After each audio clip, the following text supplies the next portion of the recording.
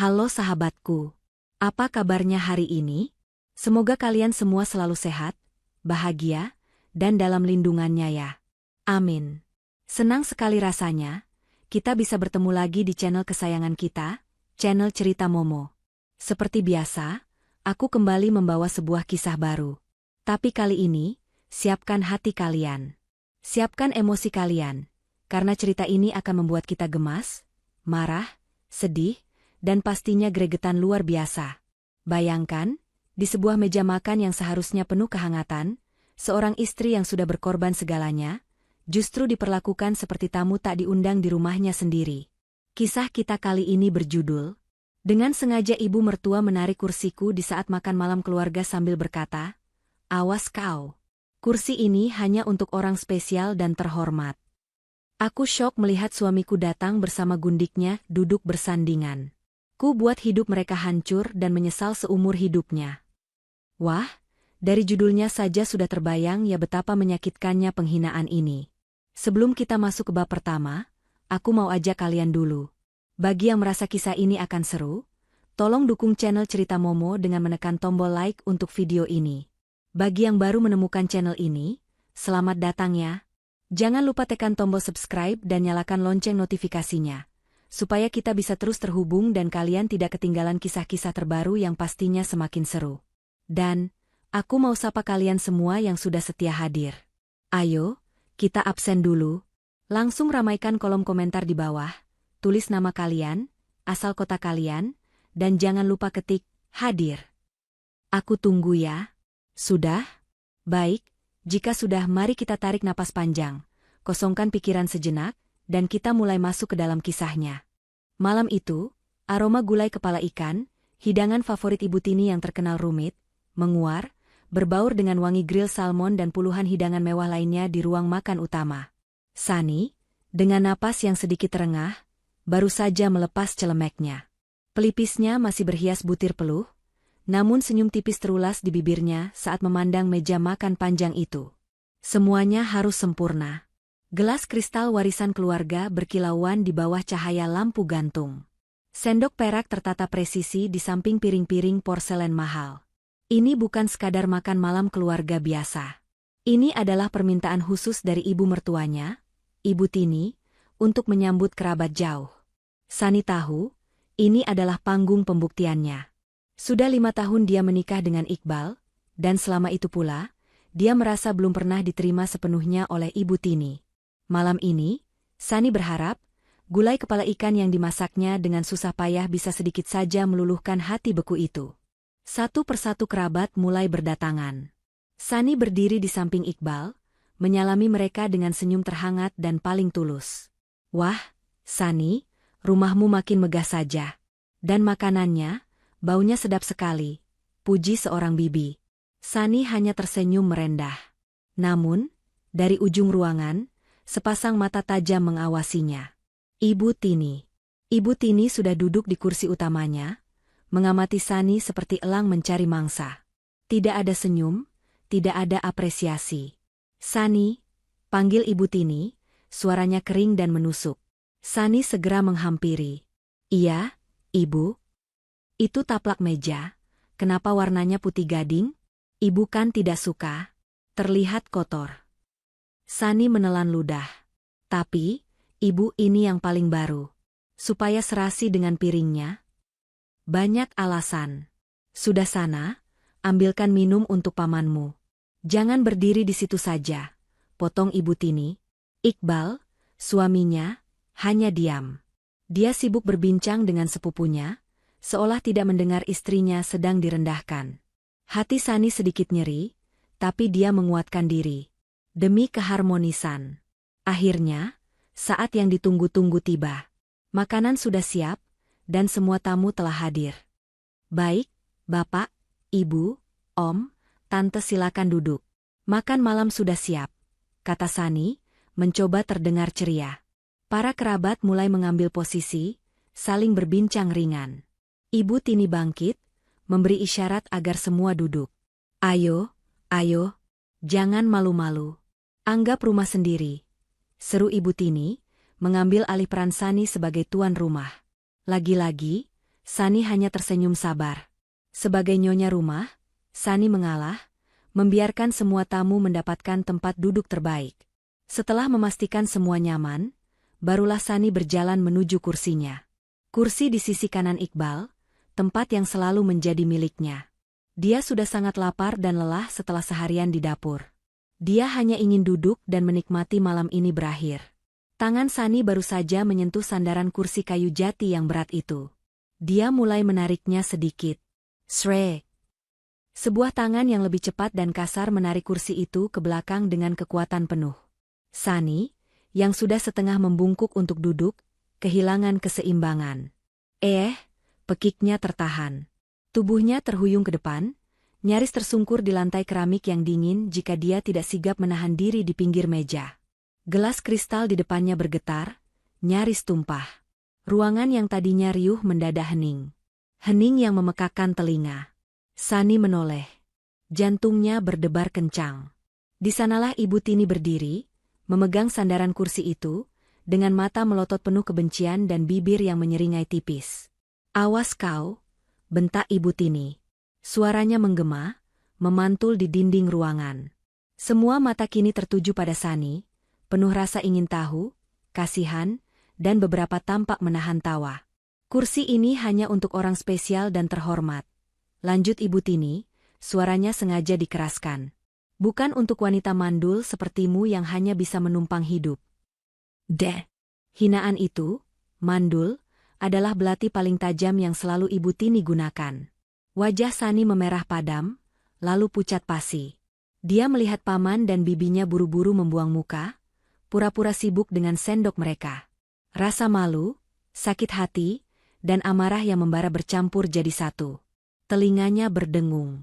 "Ibu, tapi saya..." Suara Sani bergetar, nyaris tak terdengar. "Tapi apa?" "Hah? Kamu mau membantah ibu?" sergah Ibu Tini, semakin menjadi-jadi. "Kamu pikir karena kamu yang masak semua ini, kamu pantas duduk di sini? Tidak. Ada apa ini ribut-ribut?" Suara berat itu menginterupsi. Pintu depan terbuka. Iqbal. Akhirnya, suaminya, penyelamatnya. Sani menoleh dengan mata berkaca-kaca, berharap Iqbal akan membelanya. Wajah Ibu Tini yang tadinya tegang seperti iblis, langsung berubah cerah. "Nah, itu dia. Anak kesayangan ibu sudah datang." Hati Sani mencelos. Iqbal tidak sendirian. Dia melangkah masuk ke ruang makan, dan di lengannya, bergantung erat seorang wanita. Wanita muda yang sangat cantik, dengan gaun merah menyala yang memeluk ketat tubuhnya, nyaris tidak menyisakan imajinasi. Riasan wajahnya tebal dan menantang. Sani mengenalinya. Vika. Sekretaris pribadi Iqbal, yang selalu dia curigai punya hubungan khusus dengan suaminya. Hati Sani yang tadi hanya retak, kini hancur berkeping-keping. Iqbal membawa gundiknya ke acara keluarga besarnya. Iqbal berjalan lurus. Dia melewati Sani yang masih berdiri mematung di samping meja, terhina dan syok. Iqbal bahkan tidak menoleh. Matanya hanya tertuju pada Vika, dengan tatapan memuja yang sudah lama sekali tidak Sani lihat. Dengan senyum lebar yang terlihat sangat palsu, Iqbal menarik kursi yang tadi direbut oleh Ibu Tini. "Kursi kehormatan, itu kursi yang dilarang untuk Sani. Silakan duduk, sayang," kata Iqbal, suaranya begitu lembut dan mesra pada Vika. "Maaf ya, pestanya hampir dimulai tanpamu." Vika tertawa kecil, suara tawanya melengking seperti lonceng kematian di telinga Sani. Dia duduk dengan gaya angkuh seorang ratu, dagunya terangkat, dan matanya melirik Sani dari atas ke bawah dengan tatapan kemenangan yang jelas. Ibu Tini tersenyum puas. Dia bahkan menggeser kursinya agar lebih dekat dengan Vika. "Nah, ini baru pantas. Ini baru menantu idaman ibu. Selamat datang di keluarga kami, Vika sayang." Dunia Sani serasa berhenti berputar. Udara di paru-parunya seakan tersedot habis. Suaminya, ibu mertuanya, mereka telah bersekongkol. Mereka merencanakan ini, menghancurkannya, mempermalukannya di depan semua orang, di rumahnya sendiri, di atas kerja kerasnya sendiri. Rasa sakit itu begitu menusuk, begitu hebat, hingga Sani nyaris mati rasa. Tapi kemudian, di balik rasa sakit itu, sesuatu yang lain bangkit. Sesuatu yang dingin, kelam, dan sangat kuat. Kemarahan. Sani mengepalkan tangannya di sisi tubuhnya, begitu erat hingga kuku-kukunya menancap di telapak tangannya. Dia tidak akan menangis. Tidak di sini. Dia menatap Iqbal, yang kini sedang menyuapi Vika sepotong udang. Dia menatap Ibu Tini, yang tertawa bahagia. Dan dia menatap Vika, yang balas menatapnya dengan angkuh. Kalian, bisik Sani dalam hatinya, suaranya dingin membeku. Kalian akan menyesal telah melakukan ini padaku. Aku bersumpah. Aku akan membuat hidup kalian hancur. Hancur sehancur-hancurnya, sampai kalian merangkak memohon ampun padaku. Dan saat itu tiba, aku tidak akan pernah memaafkan kalian. Para tamu berpamitan dengan canggung. Sani masih berdiri kaku di tempatnya, di samping kursi yang seharusnya menjadi miliknya. Dia tidak tahu sudah berapa lama dia membeku di sana. Mungkin 5 menit, mungkin 15. Ruangan yang tadi hening, mencekam kini dipenuhi bisikan canggung. Paman dan bibi yang tadi memujinya, kini buru-buru menghabiskan minuman mereka, menghindari tatapan mata Sani seolah dia adalah hantu. Kami permisi dulu ya, Tini, Iqbal, kata seorang paman, suaranya dipelankan. Iya, Tante, terima kasih makanannya, sahut istrinya, menarik tangan suaminya agar cepat-cepat keluar. Mereka semua pergi tergesa-gesa, meninggalkan Sani yang berdiri sendirian di ruang makannya yang megah. Iqbal, Ibu Tini, dan Vika sama sekali tidak mengantar tamu ke depan. Mereka bertiga masih duduk di meja makan. Ibu Tini tampak puas, Vika tersenyum mengejek, dan Iqbal hanya menunduk, pura-pura sibuk dengan ponselnya. Pintu utama akhirnya tertutup. Suara, klik, dari kunci pintu itu seakan menjadi penanda dimulainya babak neraka yang baru. Hening. Yang terdengar kini hanyalah denting pelan sendok perak yang beradu dengan piring. Vika. Wanita itu masih makan. Dia mengambil sepotong besar gulai kepala ikan, hidangan yang Sani masak dengan susah payah, dan melahapnya dengan nikmat, seolah sedang menonton pertunjukan drama yang sangat seru. Enak juga masakan istrimu, Mas, kata Vika, suaranya sengaja dibuat manja sambil menyeka sudut bibirnya. Lumayanlah, untuk ukuran wanita yang sudah tidak terpakai. Ibu Tini terkekeh pelan. Tentu saja. Dia kan memang pelayan. Itu satu-satunya keahliannya. Darah Sani mendidih. Rasa sakit di hatinya kini berubah menjadi bara api. Dia mengepalkan tangannya. Cukup. Dia sudah cukup diam. Dia berjalan mendekati meja, mengabaikan Vika dan Ibu Tini. Matanya terkunci lurus pada pria yang masih berstatus suaminya. Iqbal, panggil Sani. Suaranya keluar dengan serak, dingin, dan bergetar hebat. Iqbal sedikit tersentak. Dia mengangkat kepalanya perlahan, ekspresinya sulit dibaca. Apa maksud semua ini? Tanya Sani, menuntut. Iqbal menghela napas, lalu meletakkan ponselnya. Maksud apa? Sani, kamu lihat sendiri. Vika ada di sini. Di sini? Suara Sani mulai meninggi. Di rumahku? Di meja makanku? Kamu membawanya ke sini, duduk di kursi itu, setelah ibumu mempermalukanku di depan seluruh keluarga. Jaga bicaramu, Sani, bentak Ibu Tini, suaranya melengking. Kamu yang seharusnya malu. Berani-beraninya kamu meninggikan suara di depan suamimu. Tidak sopan.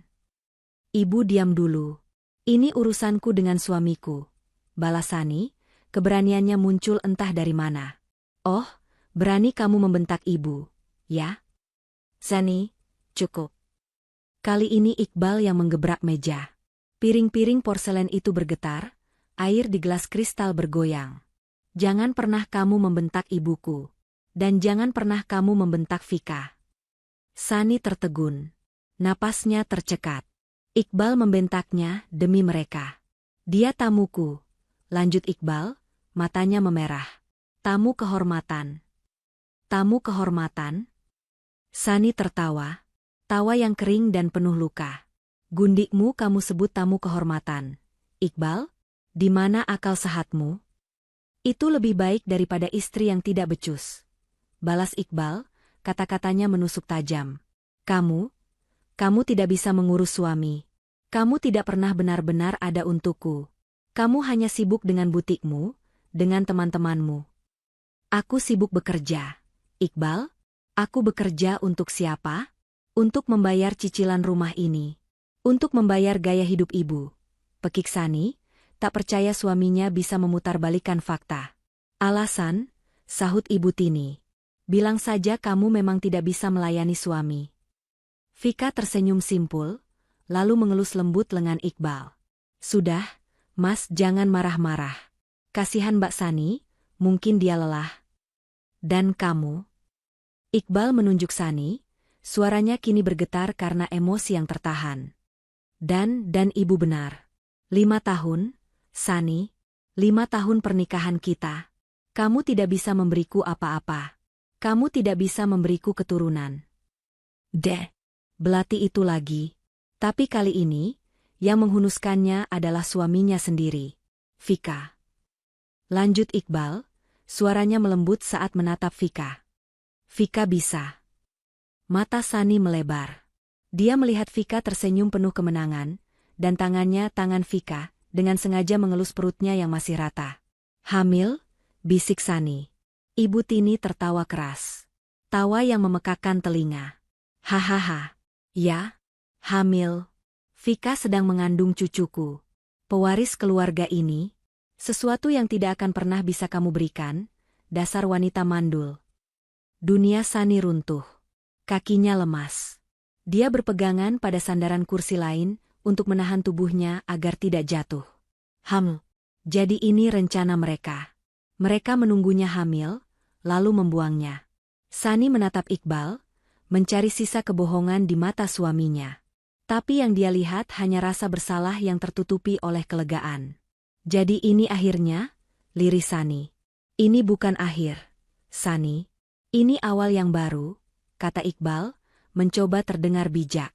Awal yang baru untuk kalian, potong Ibu Tini. Dan sekarang, karena Vika akan tinggal di sini, rumah ini harus steril dari aura negatifmu. Kamu pergilah. Sani mengangkat kepalanya. Pergi? Ibu mengusirku? Aku yang mengusirmu, kata Iqbal tegas. Ini rumahku. Dan aku tidak sudi kamu tinggal di sini lagi bersama Vika dan calon anakku. Sani tertawa lagi, tawa yang lebih keras, tawa yang terdengar hampir gila di telinganya sendiri. Rumahmu? Rumahmu, Iqbal? Sani menatap tajam suaminya, kemarahan memberinya kekuatan. Kamu lupa? Rumah ini dibeli pakai uang siapa? Kamu lupa? 70% dari harga rumah ini adalah uang warisan dari almarhum ayahku. Kamu lupa sertifikat rumah ini masih atas namaku. Wajah Iqbal dan Ibu Tini langsung pucat pasi. Mereka lupa. Atau mereka pikir Sani terlalu bodoh untuk mengingatnya. Mas. Vika merengek, suaranya ketakutan. Dia mengancam kita, Mas. Dia mau mengambil rumah ini. Usir dia, Mas. Aku tidak mau tinggal satu atap dengannya. Nanti aku stres, kasihan bayi kita. Rayuan Vika menyadarkan Iqbal. Di pojokan, dia menjadi nekat. Aku tidak peduli, teriak Iqbal kalap. Aku tidak peduli soal uang. Pokoknya kamu pergi malam ini juga. Pergi. Iqbal bangkit dari kursinya, berjalan cepat ke arah Sani dan menarik lengannya dengan kasar. Ayo. Lepaskan. Aku bisa jalan sendiri. Sani meronta. Ambil barangmu. Yang perlu saja. Sisanya tinggalkan. Dan jangan pernah kembali ke rumah ini. Iqbal mendorong Sani menuju tangga ke kamar mereka. Sani berjalan menaiki tangga dengan langkah robot. Hatinya mati rasa. Di belakangnya, Ibu Tini dan Vika mengikutinya seperti sipir penjara, memastikan dia tidak mengambil barang berharga. Awas ya kalau kamu berani ambil perhiasan. Itu semua milik anakku. Hardik Ibu Tini dari ambang pintu kamar. Sani membuka lemari pakaiannya. Baju-baju mahal, tas-tas bermerek yang dia beli dengan uangnya sendiri. Dia tidak menyentuhnya. Dia membuka laci meja riasnya. Dia tidak mengambil perhiasannya. Dia hanya mengambil paspor, buku tabungan, ijazah, dan dokumen-dokumen penting miliknya. Dia mengambil satu koper kabin kecil.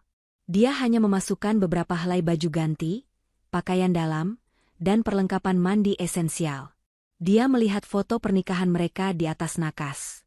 Iqbal tersenyum begitu tulus di foto itu. Sani mengambil bingkai foto itu. "Mau apa kamu? Mau kamu pecahkan?" tanya Vika sinis. Sani tersenyum tipis. "Aku hanya mau melihat wajah bodohku," katanya. Lalu, dengan tenang, dia meletakkan bingkai foto itu menghadap ke bawah. Dia menutup kopernya. Sudah. Dia menyeret koper kecil itu keluar kamar, melewati Ibu Tini dan Vika. Dia menuruni tangga. Iqbal sudah menunggu di pintu depan, membukanya lebar-lebar. Udara malam yang dingin langsung menerpa wajah Sani, membuatnya menggigil. "Cepat pergi," usir Iqbal, tidak berani menatap mata istrinya. Sani berhenti tepat di depan suaminya. Dia menatap mata Iqbal dalam-dalam. "Kamu akan menyesali ini, Iqbal. Bukan hanya menyesal. Kamu akan hancur sehancur-hancurnya." Iqbal membuang muka. "Omong kosong. Pergi." Sani lalu menoleh ke Ibu Tini yang berdiri di belakang Iqbal dengan senyum kemenangan. "Dan Ibu selamat menikmati, menantu terhormat, dan cucu pewaris, Ibu. Semoga Vika bisa memasak gulai kepala ikan seenak masakan wanita mandul ini." Wajah Ibu Tini memerah karena marah. Sani melangkah keluar pintu. Dia tidak menangis. Air matanya sudah kering, membeku bersama hatinya. Dia menarik gagang kopernya. Tepat saat dia melangkahkan kakinya melewati ambang pintu. "Tunggu. Ini," seru Iqbal. Iqbal melemparkan sesuatu ke kakinya. Benda itu jatuh di lantai teras yang berdebu. Celemek. Celemek yang Sani pakai seharian untuk memasak hidangan pesta malam itu. "Bawa juga celemekmu. Supaya kamu ingat tempatmu yang seharusnya," hina Iqbal. Sani menatap celemek itu sejenak. Lalu dia menatap Iqbal.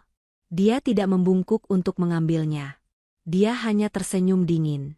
"Terima kasih sudah mengingatkanku," katanya. Lalu dia berbalik, menarik kopernya, dan melangkah ke dalam kegelapan malam, meninggalkan istana yang dia bangun dengan keringatnya sendiri, hanya dengan satu koper dan harga diri yang tercabik-cabik. Taksi yang ditumpanginya melaju membelah malam yang pekat. Sani duduk kaku di kursi belakang, memeluk tas tangannya erat-erat. Koper kabin kecil itu teronggok di sampingnya, saksi bisu pengusirannya. Dia tidak menangis. Belum. Tubuhnya masih bergetar hebat. Campuran antara amarah yang membara dan rasa dingin yang menusuk tulang. Sopir taksi itu sesekali meliriknya dari kaca spion. Seorang wanita, rapi namun tampak kacau, diusir dari rumah mewah di tengah malam buta. Sani mengabaikan tatapan kasihan itu. Dia tidak butuh belas kasihan. Dia butuh keadilan. Dia melihat keluar jendela, tapi pemandangan kota yang gemerlap hanya tampak seperti noda-noda cahaya yang kabur. Di benaknya, yang terputar ulang hanyalah seringai kemenangan Vika, tawa mengejek Ibu Tini, dan tatapan dingin Iqbal saat melemparkan celemek itu ke kakinya. Celemek. Simbol perbudakannya selama ini. Taksi berhenti di depan sebuah rumah besar di kawasan tua yang asri. Rumah ini tidak semegah istana kacanya yang kini ditempati Vika, tapi rumah ini memancarkan wibawa dan kehangatan. Rumah Pak Hendra. Sani membayar taksi dengan sisa uang tunai di dompetnya, lalu menyeret kopernya menaiki tangga teras. Tangannya bergetar hebat saat menekan bel. 1 detik. 2 detik. Terdengar suara langkah kaki tergesa dari dalam. Pintu kayu jati yang berat itu terbuka. Seorang pria berusia akhir 60-an, masih tampak gagah dengan piyama dan jubah tidurnya, menatapnya dengan kaget. Wajahnya yang bijak langsung mengernyit prihatin. "Sani? Nak Sani? Astaga! Ada apa malam-malam begini?" tanya Pak Hendra. Di belakangnya, seorang wanita paruh baya yang lembut, Bu Hendra, muncul dengan wajah cemas. Saat itulah pertahanan Sani runtuh. Melihat wajah Pak Hendra, pria yang sudah dianggapnya seperti ayah sendiri, kolega terbaik almarhum ayahnya, Sani tidak kuat lagi. Air mata yang sejak tadi ditahannya, tumpah ruah. Kakinya lemas. Om Hendra." "Sani." Bu Hendra memekik pelan. Pak Hendra tidak membuang waktu. Dia segera menarik Sani masuk, mengambil alih koper kecil itu. Bawa masuk, Bu. Cepat buatkan teh hangat, perintahnya pada istrinya. Mereka mendudukkan Sani di sofa bludru yang empuk di ruang kerja Pak Hendra. Ruangan itu beraroma buku-buku tua dan kopi, aroma yang selalu mengingatkan Sani pada almarhum ayahnya. Bu Hendra datang membawa secangkir teh chamomile panas. Tangan Sani masih bergetar hebat sehingga Bu Hendra harus membantunya memegang cangkir itu.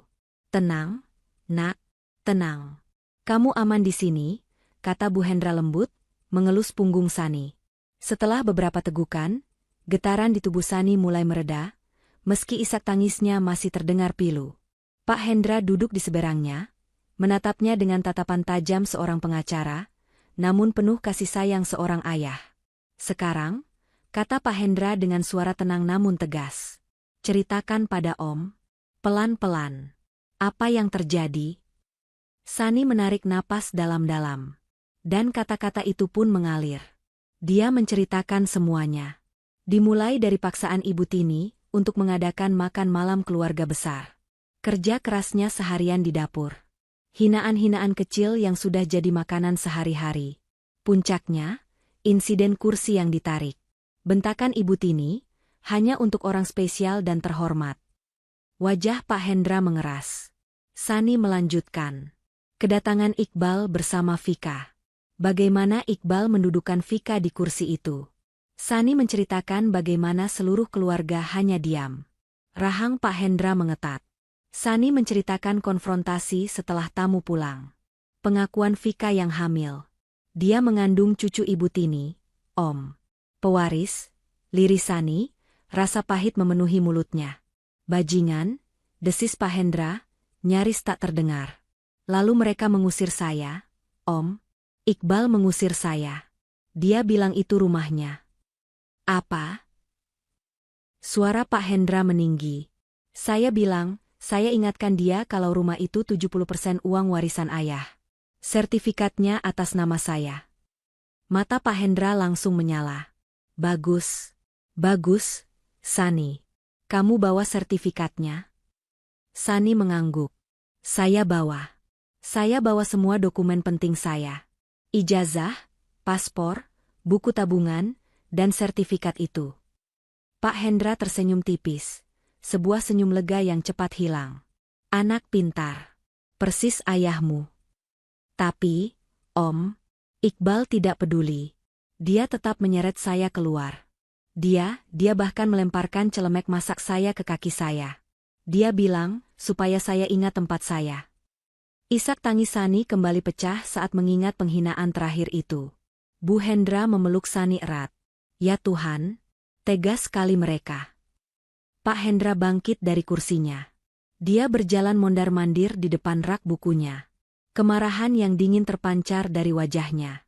Dia berhenti, lalu menatap Sani. Om sudah curiga sejak lama. Sani, katanya, sejak ayahmu meninggal, Om sudah curiga dengan niat Iqbal dan ibunya. Curiga apa, Om? Ayahmu orang yang teliti. Dia meninggalkan warisan yang sangat besar untukmu. Tapi setelah kamu menikah, Om lihat laporan keuangan perusahaanmu, ada yang aneh. Ada investasi-investasi yang tidak masuk akal. Ada pengeluaran-pengeluaran besar atas nama, biaya representasi yang ditandatangani Iqbal. Sani tertegun. Maksud Om? Iqbal dan Ibu Tini, kata Pak Hendra tegas, sudah menggerogoti hartamu secara perlahan, Sani. Mereka pikir kamu terlalu cinta, terlalu bodoh, atau terlalu sibuk mengurus rumah tangga untuk sadar. Mereka pikir kamu adalah angsa bertelur emas yang bisa mereka sembelih kapan saja. Sani merasa mual. Jadi, selama ini, di balik semua tuntutan Ibu Tini, di balik semua kata-kata manis Iqbal, ada rencana busuk untuk menguras hartanya. Mereka salah besar, lanjut Pak Hendra. Mereka meremehkanmu. Dan mereka lupa, kamu punya Om di belakangmu. Pak Hendra kembali duduk. Dia mencondongkan tubuhnya ke depan. Tatapan kasihannya hilang, berganti tatapan baja seorang pengacara yang siap berperang. Kita hancurkan mereka, Sani, katanya. Sani mengangkat kepalanya, air matanya berhenti mengalir. Bukan dengan cara barbar seperti mereka. Bukan dengan makian atau lempar celemek. Kita hancurkan mereka dengan cara yang elegan dan legal. Kita ambil kembali semua yang menjadi milikmu, sampai ke akar-akarnya. Kita buat mereka membayar setiap penghinaan yang kamu terima malam ini. Apa yang harus saya lakukan, Om? Tanya Sani, suaranya kini stabil. Bara api di hatinya yang tadi redup karena sakit hati, kini menyala kembali, lebih besar dari sebelumnya. Pertama, kata Pak Hendra, mengacungkan jarinya. Malam ini kamu dan Ibu Hendra tidur di kamar tamu. Besok pagi, Om akan pindahkan kamu ke salah satu apartemen servis milik kantor. Aman, nyaman, dan tidak ada yang tahu lokasimu. Sani mengangguk. Kedua, serahkan semua dokumen itu pada Om. Sertifikat rumah, buku tabungan, semuanya. Besok pagi, tim Om akan mulai bekerja. Sani mengangguk lagi. Ketiga, jangan hubungi siapapun. Jangan balas telepon atau pesan dari Iqbal, Ibu Tini, atau kerabat manapun. Biarkan mereka. Biarkan mereka mengira kamu sedang menangis di pinggir jalan. Biarkan mereka merasa menang. Untuk sementara. Saya mengerti, jawab Sani tegas. Bagus, Pak Hendra tersenyum puas. Dia mengambil ponselnya dari meja. Iqbal pikir dia bisa mengusirmu dari rumah atas namamu? Dia pikir Vika hamil, lantas dia bisa memiliki segalanya? Bodoh. Pak Hendra menekan sebuah nomor di ponselnya, meski jam sudah menunjukkan pukul 1 dini hari. Halo, Bima? Maaf mengganggu malam MU. Ya, ini mendesak. Besok pagi jam 7, kumpulkan tim audit terbaikmu. Kita punya klien prioritas. Bawa juga tim litigasi. Kita akan mengajukan gugatan dan ya, pembekuan aset besar-besaran. Pak Hendra menutup teleponnya dan menatap Sani. Tidurlah, nak. Kamu butuh istirahat. Perang baru saja dimulai. Sani mengangguk. Dia menghabiskan tehnya yang sudah mendingin. Untuk pertama kalinya malam itu, dia tidak merasa sendirian. Dia tidak merasa kalah. Dia merasa kuat. Iqbal, Ibu Tini, Vika mereka salah besar telah membangunkan singa betina yang sedang tidur. 3 hari berlalu dalam keheningan yang kaku. Sani kini menempati sebuah suite mewah di apartemen servis yang dikelola firma hukum Pak Hendra. Tempatnya aman, tidak terjangkau, dan dijaga ketat. Ponsel lamanya sudah dihancurkan, diganti dengan nomor baru yang hanya diketahui oleh Pak Hendra dan timnya. Di luar, Sani terputus dari dunia. Namun di dalam, perang sesungguhnya sedang bergolak. Pagi ini, Sani tidak lagi mengenakan daster tidurnya. Dia memakai blus sutra berwarna biru tua dan celana bahan yang rapi. Rambutnya diikat ekor kuda, memperlihatkan wajahnya yang tirus namun matanya menyeratkan tekad baja. Dia duduk di ruang konferensi utama di kantor Pak Hendra, sebuah ruangan berdinding kaca di lantai 50 yang menghadap ke jantung kota. Di hadapannya, Pak Hendra duduk tenang, sementara seorang pria yang lebih muda bernama Bima, kepala tim audit forensik, berdiri di depan layar presentasi besar. Selamat pagi, Ibu Sani, sapa Bima, suaranya profesional dan lugas. Seperti yang diminta Pak Hendra, kami bekerja 24 jam non-stop sejak Ibu menyerahkan dokumen. Apa yang kami temukan cukup mengejutkan. Sani mengangguk. Tunjukkan pada saya, Pak Bima. Layar di depan menyala. Grafik-grafik rumit dan aliran dana muncul. Kita mulai dari yang paling sederhana, kata Bima, menggunakan laser pointer. Ini adalah rekening bersama atas nama Ibu Sani dan Bapak Iqbal, yang Ibu katakan digunakan untuk kebutuhan rumah tangga dan operasional butik Ibu. Sani mengamati. Rekening itu kini saldonya nyaris 0. Saya pikir pengeluarannya wajar. Lirih Sani. Itu yang mereka ingin Ibu pikirkan, sahut Bima. Dia memecah transaksi-transaksi besar selama 6 bulan terakhir. Muncul 3 kategori utama, renovasi interior, biaya representasi, dan tunjangan Ibu Tini. Mari kita bedah satu persatu, lanjut Bima. Dia mengklik, renovasi interior. Muncul transfer senilai ratusan juta rupiah ke sebuah perusahaan bernama Desain Visi Utama. Saya tidak pernah merenovasi, kata Sani bingung. Tentu saja tidak, kata Bima. Kami telusuri perusahaan ini. Alamatnya fiktif. Perusahaan cangkang. Dan pemilik rekeningnya adalah Vika. Uang ini digunakan Iqbal untuk membayar sewa apartemen mewah Vika sebelum dia pindah ke rumah ibu. Dia sudah mempersiapkan Vika sejak lama. Sani menelan ludah, rasa mual menjalari perutnya. Jadi, saat Iqbal masih tidur di sampingnya, memuji masakannya, dia sudah membangun istana lain untuk Vika dengan uang Sani. Bima melanjutkan ke kategori kedua, biaya representasi. Rangkaian gesekan kartu kredit tanpa batas yang terhubung ke rekening bersama. Bapak Iqbal bilang ini untuk menjamu klien butik ibu, kan? Sani mengangguk kaku. Layar menampilkan rentetan foto. Bukti tagihan restoran bintang 5, tagihan dari butik-butik brand mewah, tagihan pembelian perhiasan. Kliennya, kata Bima sinis, tampaknya selalu Vika. Ini, foto-foto dari media sosial Vika, yang sudah kami kumpulkan. Dia memakai kalung berlian yang dibeli pada tanggal 10 Oktober. Di sini tagihannya, atas nama, biaya klien. Dia memamerkan tas edisi terbatas yang dibeli tanggal 25 Oktober. Ini tagihannya. Semuanya dibayar dari rekening ibu. Sani memejamkan mata sejenak. Dia ingat hari-hari di mana dia harus memutar otak mencari dana segar untuk butiknya, sementara suaminya berpesta pora dengan uangnya, memakaikan gundiknya barang-barang yang Sani sendiri enggan beli karena ingin berhemat. Dan yang terakhir, kata Bima, suaranya sedikit melembut, tunjangan Ibu Tini. Ini adalah transfer bulanan yang stabil. Tapi jumlahnya membuat mata Sani terbelalak. 300 juta? Sebulan? Pekik Sani. Tapi Ibu Tini selalu bilang dia tidak punya uang. Dia selalu minta uang tunai pada saya setiap minggu untuk biaya berobat. Uang tunai itu, sela Pak Hendra dengan geram, hanyalah uang jajannya, Sani. Ini uang pokoknya. Dan kami lacak rekening Ibu Tini, dia menggunakannya untuk membeli beberapa unit apartemen di pinggir kota dan bermain saham. Dia membangun kerajaan kecilnya sendiri di belakangmu. Sani bersandar di kursinya. Dia merasa bodoh. Sangat bodoh. Dia telah dikelilingi oleh ular beludak yang tersenyum manis padanya. Itu semua, kata Pak Hendra, baru pemanasan, Sani. Bima, tunjukkan penemuan utamamu. Wajah Bima kembali serius. Dia mengganti tampilan layar. Kini yang muncul adalah sebuah dokumen perjanjian pinjaman. Ibu Sani, apa Ibu pernah mendengar tentang Lender Global Pacific? Sani menggeleng. 3 bulan lalu, jelas Bima, ada pinjaman besar yang diajukan atas nama Ibu Sani. Pinjaman senilai 50 miliar rupiah. Apa?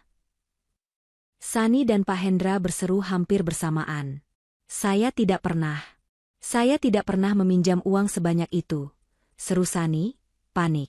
Kami tahu, kata Bima.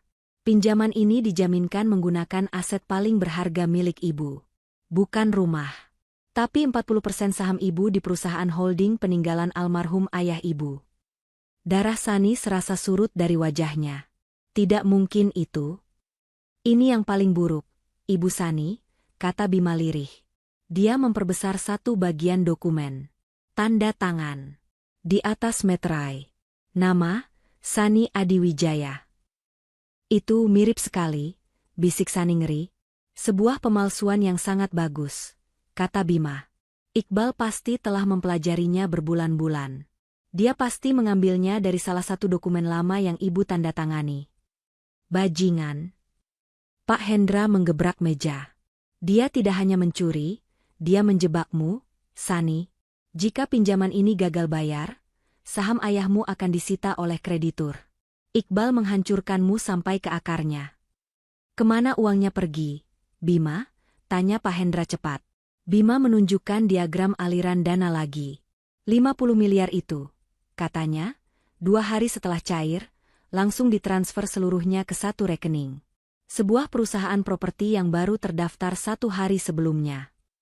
Bima mengklik nama perusahaan itu. Layar menampilkan akta pendirian perusahaan. PT. Vika Jaya Perkasa Direktur Utama, Vika Handayani. Sani terkesiap. Jadi Vika bukan sekadar gundik. Dia bukan sekadar wanita hamil yang ingin merebut suami orang. Dia adalah rekan kejahatan. Mereka telah merencanakan ini. Menguras rekening harian, lalu mengambil satu jarahan terbesar, menggadaikan masa depan Sani, dan melimpahkannya ke perusahaan baru Vika. Ini bukan lagi pengkhianatan rumah tangga. Om, kata Sani, suaranya kini dingin seperti es. Getarannya hilang, digantikan oleh amarah yang jernih.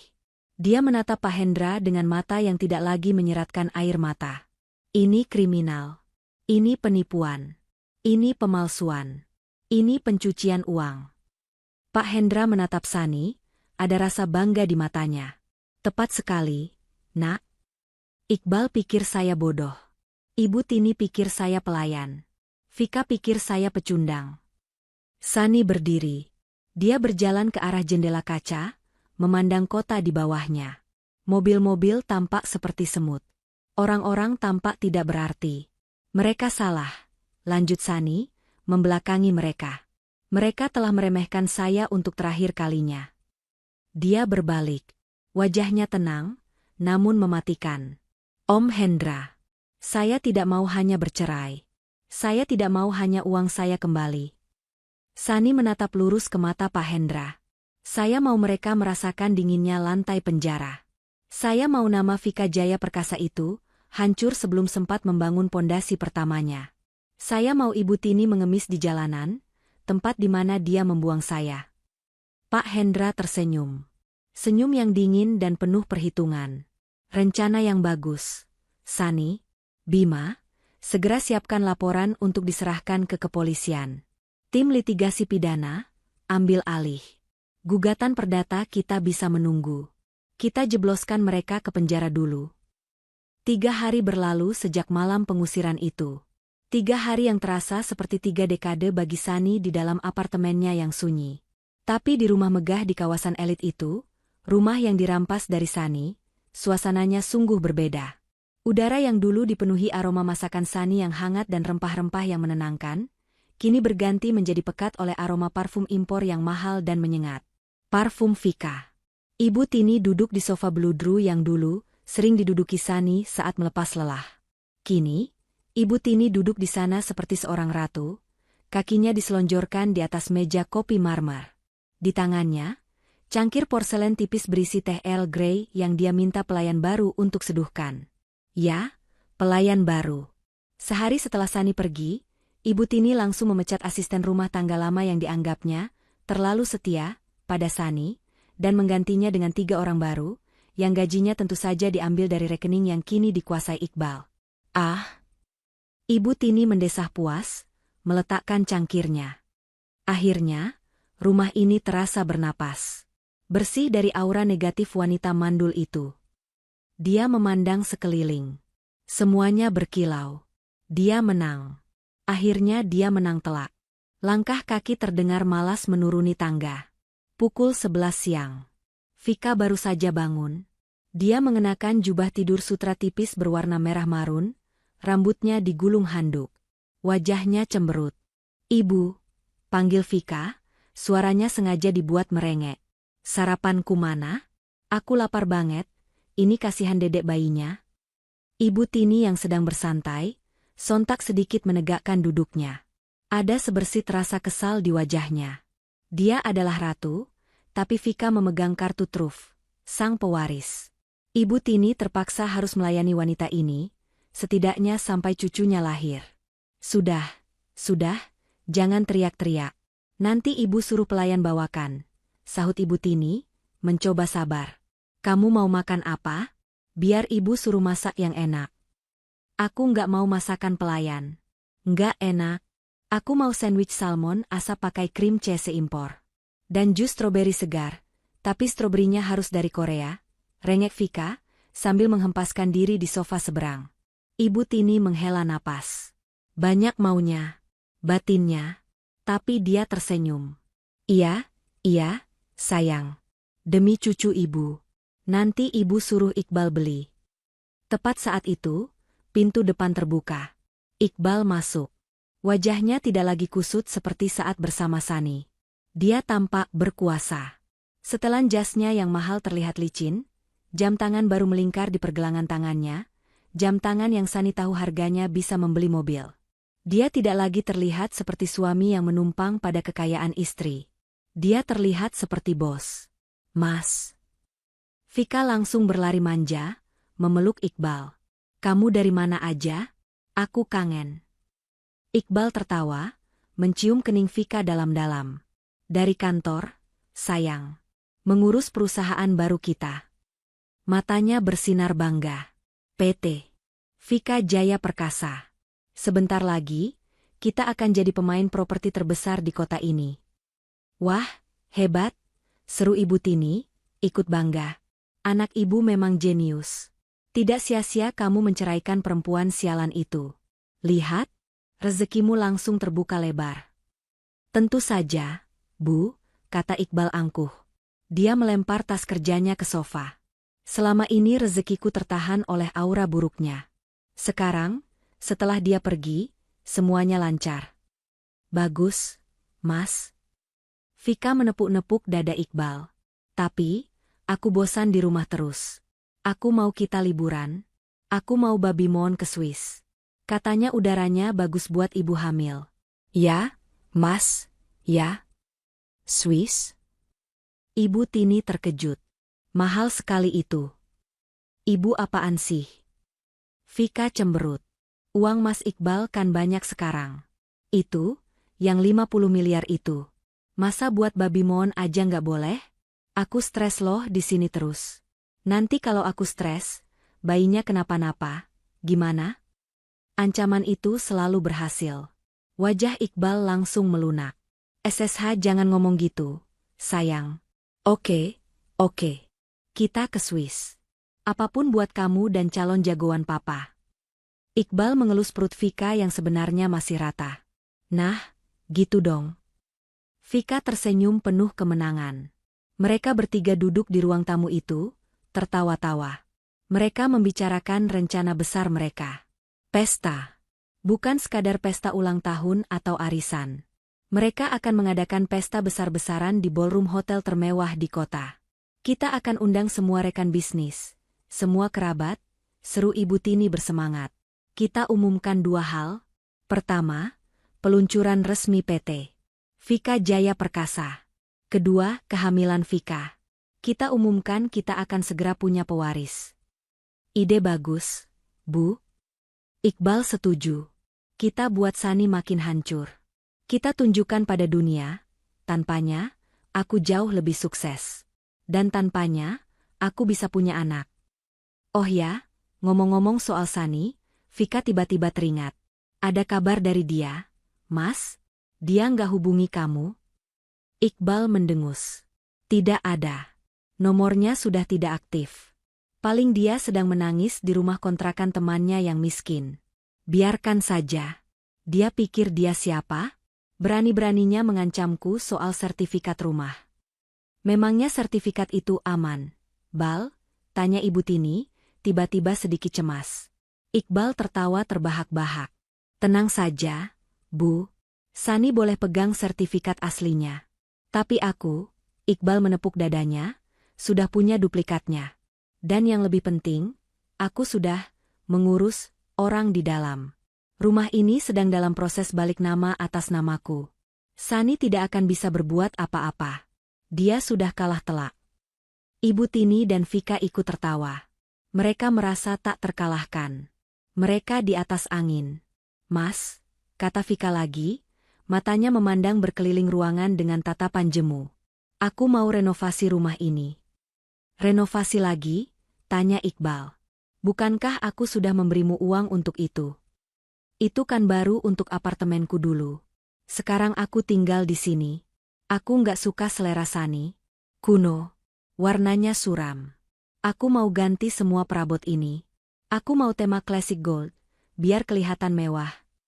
Tentu, sayang, kata Iqbal, seolah membuang uang 50 miliar itu seperti membuang receh. Atur saja.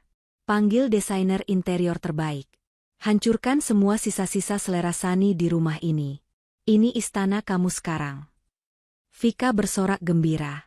Ibu Tini tersenyum puas. Mereka sedang berpesta di atas penderitaan Sani.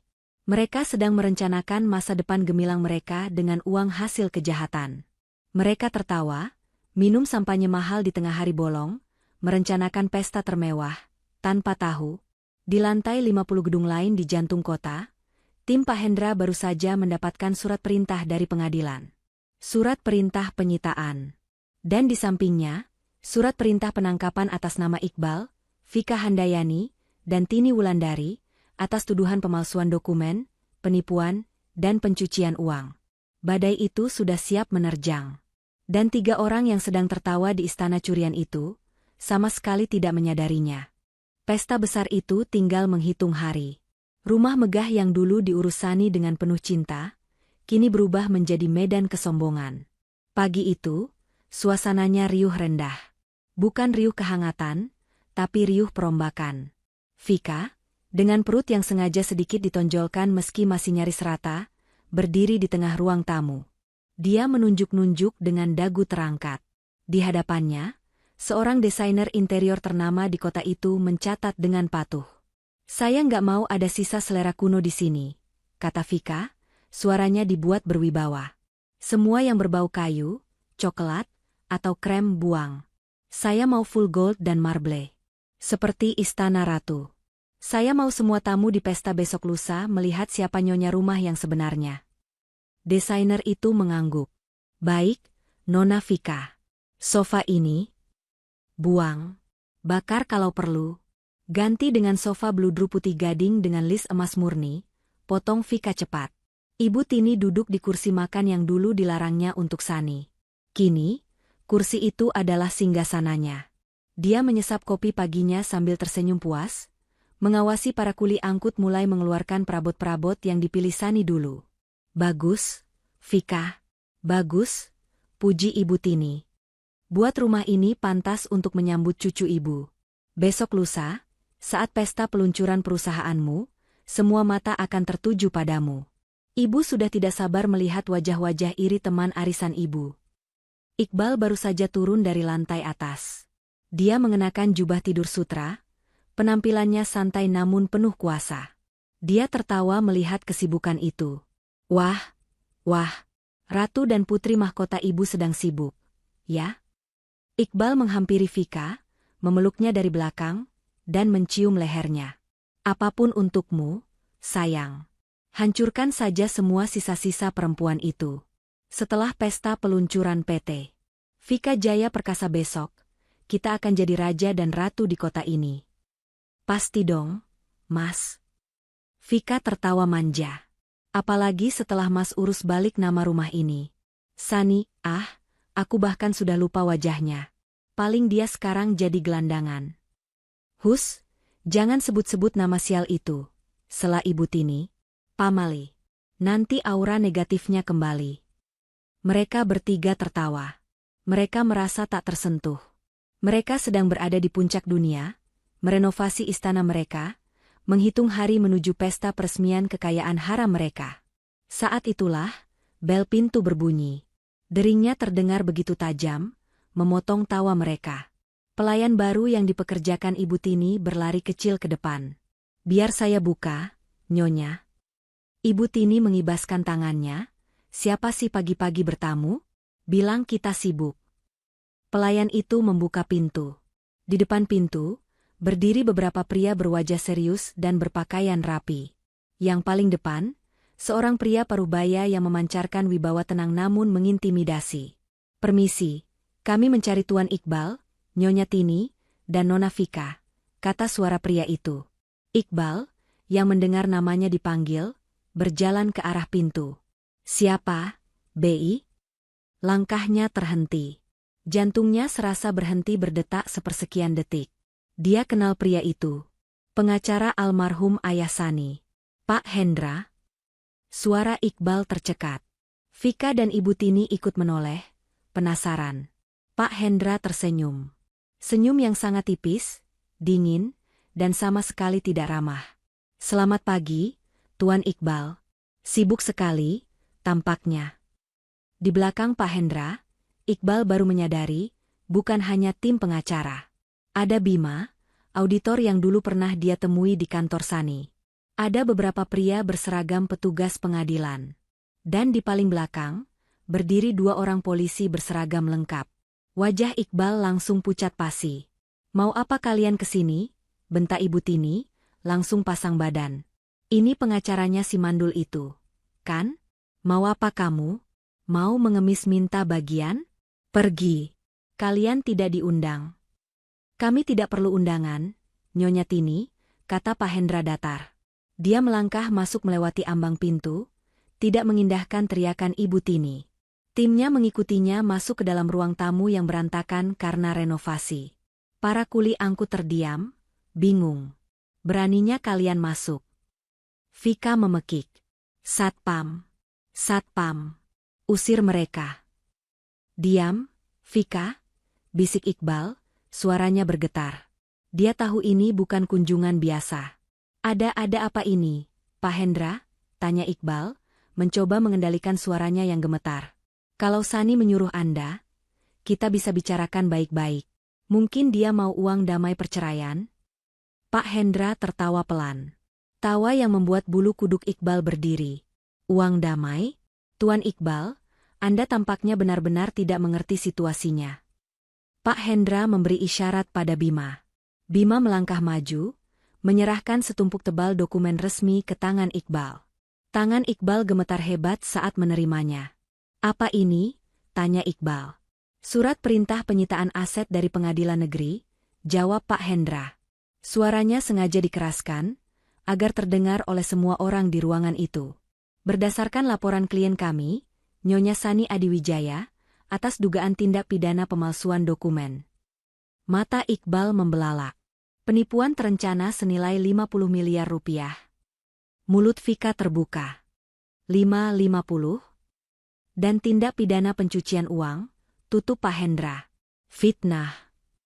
Iqbal berteriak kalap, melemparkan dokumen itu ke lantai. "Itu semua bohong. Sani menjebak saya. Dia tidak punya bukti." "Oh, kami punya," sahut Bima tenang. "Kami punya bukti pemalsuan tanda tangan Ibu Sani pada dokumen pinjaman. Kami punya jejak aliran dana 50 miliar itu yang masuk rekening perusahaan cangkang atas nama Nona Vika Handayani di sini." Vika tersentak. Wajahnya yang tadi angkuh kini sepucat mayat. "Mas. Mas, dia tahu, Mas." Bisiknya panik. "Petugas, perintah Pak Hendra, mengabaikan kepanikan mereka.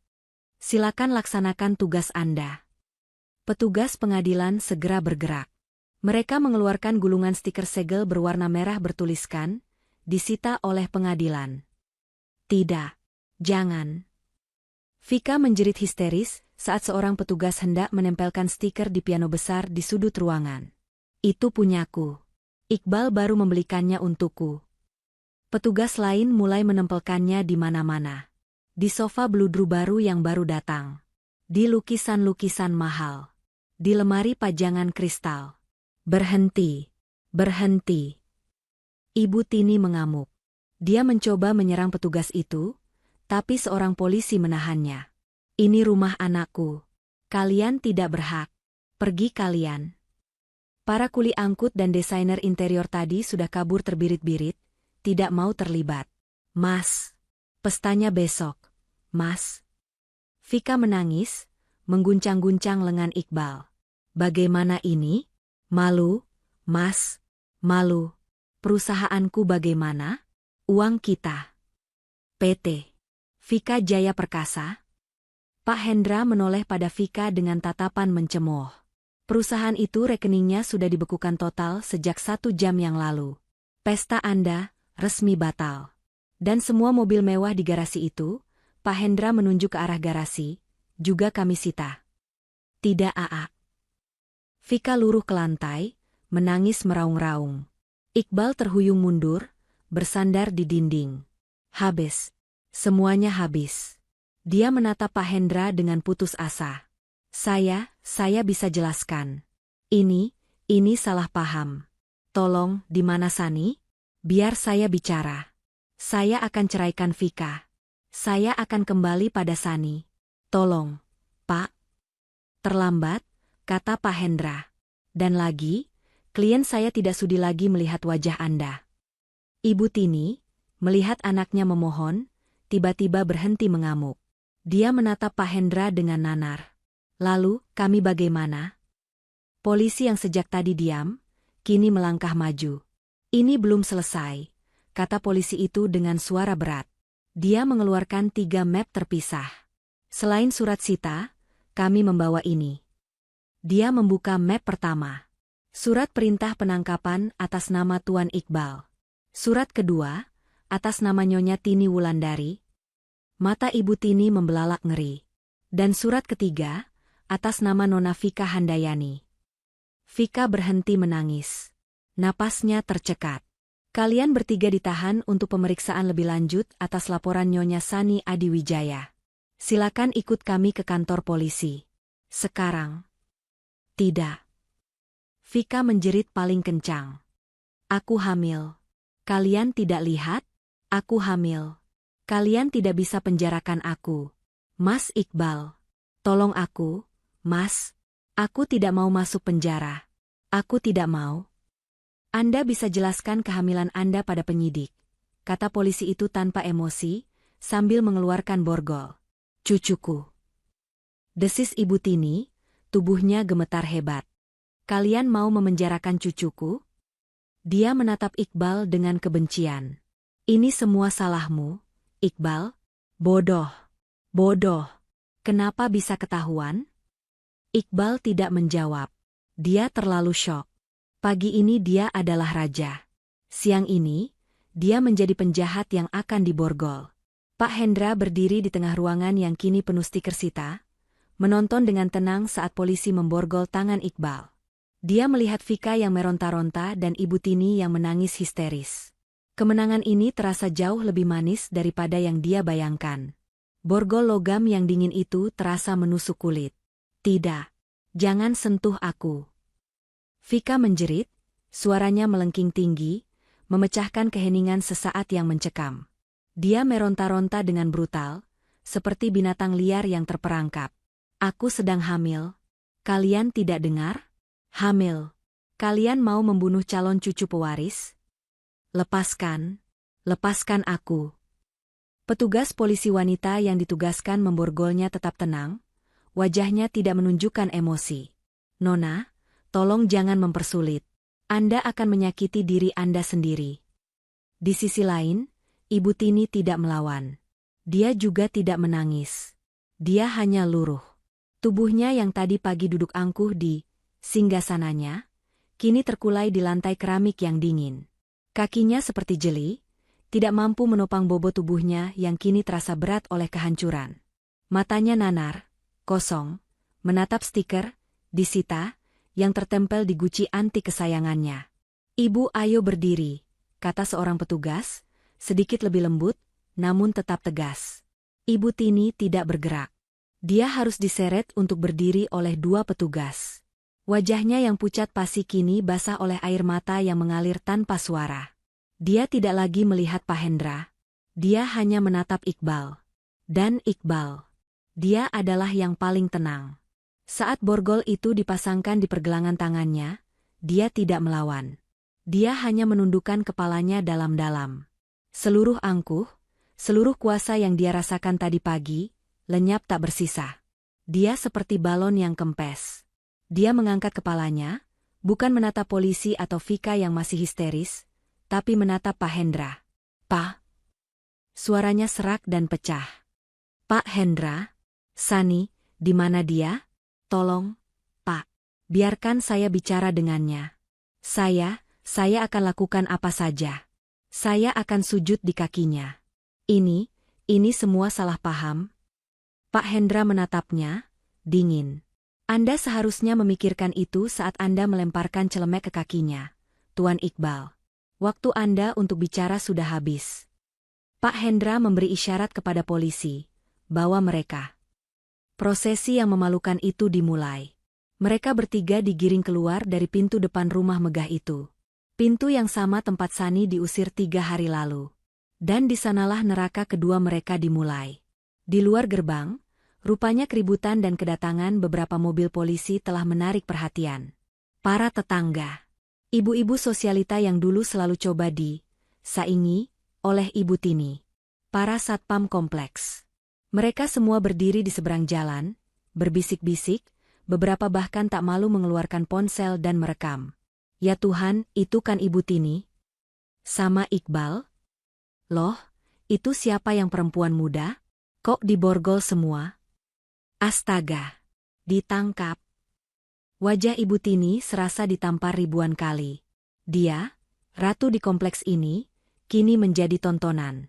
Dia mencoba menyembunyikan wajahnya, tapi borgol di tangannya menghalanginya.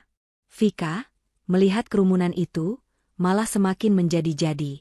Apa lihat-lihat? Pergi kalian. Jangan rekam saya. Saya ini korban. Saya hamil. Tolong. Polisinya jahat. Mereka mau membunuh bayi saya. Teriakan Vika hanya membuat bisikan para tetangga semakin kencang dan rekaman video semakin jelas. Iqbal hanya bisa menunduk. Dia ingin bumi terbelah dan menelannya saat itu juga. Dia didorong masuk ke mobil polisi yang satu, terpisah dari Ibu Tini dan Vika yang dimasukkan ke mobil lainnya. Perjalanan ke kantor polisi adalah perjalanan terpanjang dalam hidup mereka. Di mobil Vika dan Ibu Tini, Vika tidak berhenti menangis dan meracau, menyalahkan semua orang. Ini semua gara-gara kamu, Mas Iqbal bodoh. Kenapa bisa ketahuan? Dan ibu juga. Kalau saja ibu tidak serakah, kita tidak akan begini.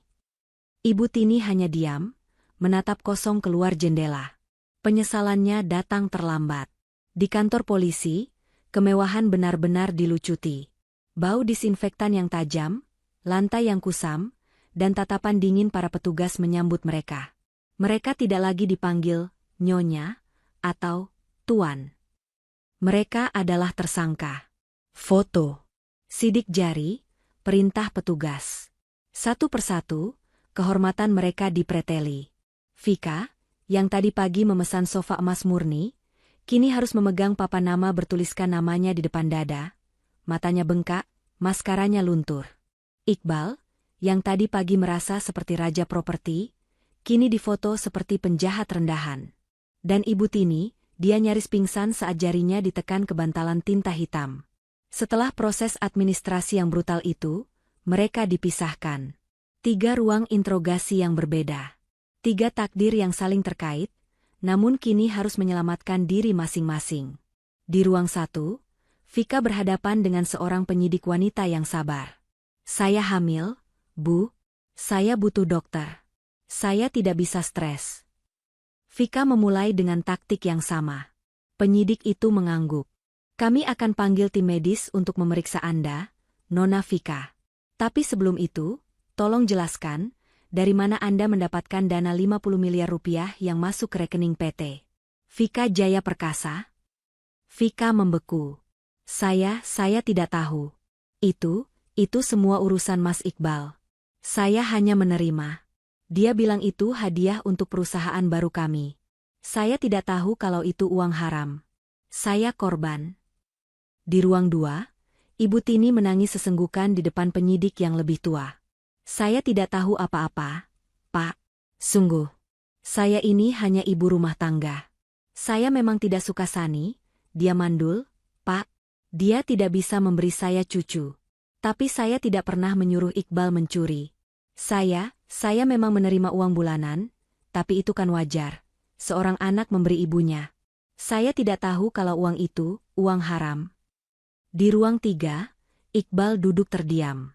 Wajahnya pucat. Anda tahu apa kesalahan Anda, Tuan Iqbal? Tanya penyidik. Iqbal mengangguk pelan. Jelaskan soal pemalsuan tanda tangan Nyonya Sani. Iqbal menarik napas gemetar. Dia melihat ke sekeliling. Tidak ada Pak Hendra, tidak ada Ibu Tini, tidak ada Vika. Dia sendirian. Dan di saat itulah, insting pengecutnya mengambil alih. Pak, saya dijebak, lirih Iqbal. Penyidik mengangkat alis. Saya hilaf. Ini semua karena Vika. Suara Iqbal mulai meninggi, mencari pembenaran. Dia merayu saya. Dia bilang dia hamil. Dia bilang dia butuh 50 miliar untuk jaminan hidupnya dan bayinya. Dia mengancam saya, Pak. Dia bilang kalau saya tidak berikan, dia akan gugurkan kandungannya. Saya panik. Saya sayang anak itu. Jadi Anda mengaku memalsukan tanda tangan istri sah Anda untuk memberikan uang hasil kejahatan itu kepada Nona Vika? Tanya penyidik, mengunci jebakannya. Iqbal terdiam. Dia sadar baru saja mengorbankan Vika untuk menyelamatkan dirinya. Persekutuan jahat itu telah retak. Di bawah tekanan, 3 ekor ular itu kini saling mematuk, saling menyalahkan, saling berkhianat, berusaha menjadi yang terakhir selamat. Sementara itu, di apartemen servis yang mewah, Sani berdiri di depan jendela yang sama, memandangi gemerlap lampu kota. Ponsel di tangannya bergetar. Telepon dari Pak Hendra. Sudah selesai, Sani, kata Pak Hendra di seberang sana. Suaranya tenang. Mereka sudah di dalam. Di ruang interogasi yang terpisah. Sani memejamkan matanya. Dia tidak mengatakan apa-apa. Seperti yang kita duga, lanjut Pak Hendra. Mereka hancur. Mereka saling menyalahkan. Iqbal menyalahkan Vika. Vika menyalahkan Iqbal. Dan Ibu Tini, dia menyalahkan takdir. Sani menarik napas panjang. Dia membuka matanya. Dia mengharapkan ada rasa kemenangan yang meledak-ledak. Dia ingin merasa puas. Dia ingin tertawa, tapi tidak ada. Yang dia rasakan hanyalah kehampaan yang dingin. Rasa lelah yang luar biasa. Dia ingat Iqbal yang dulu melamarnya dengan gugup. Dia ingat Ibu Tini yang dulu menyambutnya, meski dingin, saat pertama kali ke rumah. Dia ingat semua usahanya memasak gulai kepala ikan. Semua pengorbanannya berakhir di ruang interogasi yang bau.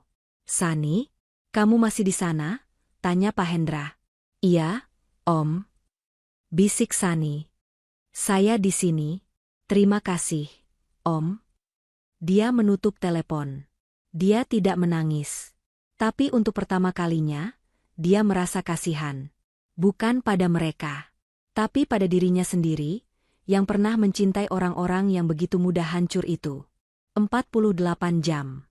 2 hari penuh di dalam sel tahanan sementara yang dingin dan berbau pesing. 2 hari yang terasa seperti 2 tahun neraka. Kemewahan, kuasa, dan keangkuhan mereka dilucuti habis-habisan di balik jeruji besi itu. Iqbal tidak tidur sama sekali. Dia hanya duduk di pojok selnya yang sempit, memeluk lututnya, menatap kosong ke dinding yang kotor. Bayangan borgol, tatapan para tetangga, dan senyum dingin Pak Hendra terus berputar di kepalanya seperti kaset rusak. Hancur. Semuanya hancur. Vika, di sel wanita, tidak berhenti menangis dan menjerit.